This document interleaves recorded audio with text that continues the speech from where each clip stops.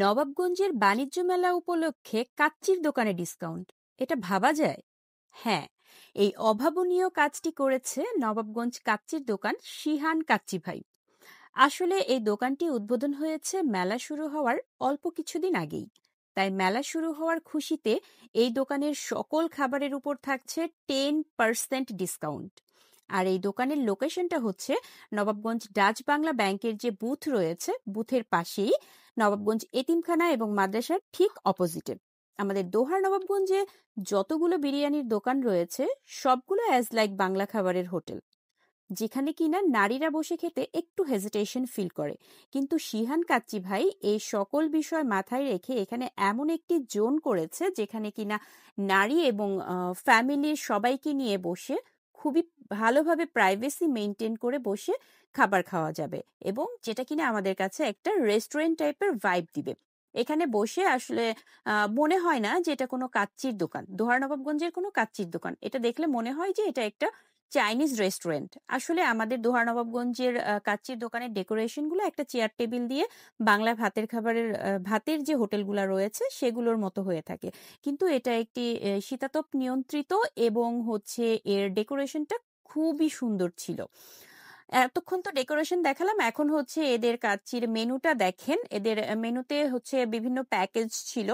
এখানে বিরিয়ানি আইটেমও রয়েছে, অন্যান্য আরো কিছু আইটেম রয়েছে, এখানে আসলেই আপনারা দেখতে পাবেন।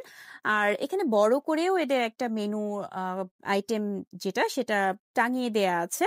তো এখান থেকে আমি হচ্ছে 2 জনের একটা প্যাকেজ অর্ডার করি, যেখানে কিনা রয়েছে special basmati rice, 2 piece mutton, 2 piece আলু, 1 গ্লাস বোরহানি, 1 গ্লাস বাদাম শরবত, 1 লিটার পানি এবং মজাদার একটি চাটনি। আর এই সবকিছুর প্রাইস একসাথে ছিল 599 টাকা। আর এখানে আমার খাবারটা সার্ভ করা হয়েছে।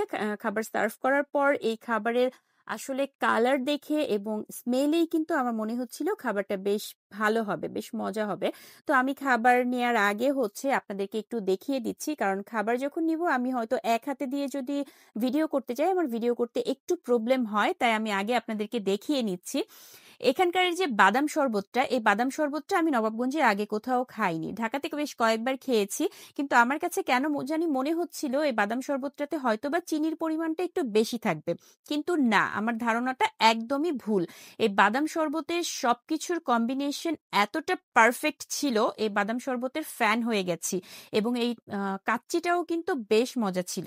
তো আপনারা যারা মেলাতে ঘুরতে আসবেন তারা কিন্তু অবশ্যই শিহান কাচ্চি ভাইয়ের এখান থেকে কাচ্চিটা একবার হলেও ট্রাই করে দেখবেন।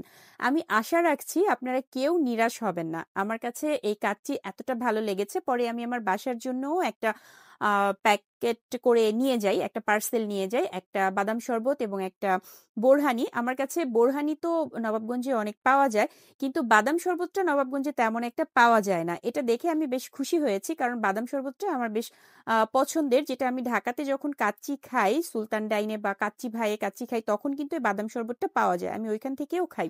বাট নবাবগঞ্জে এই প্রথম বাদাম শরবতটা পেলাম এবং খেয়েও আমি একদম সন্তুষ্ট।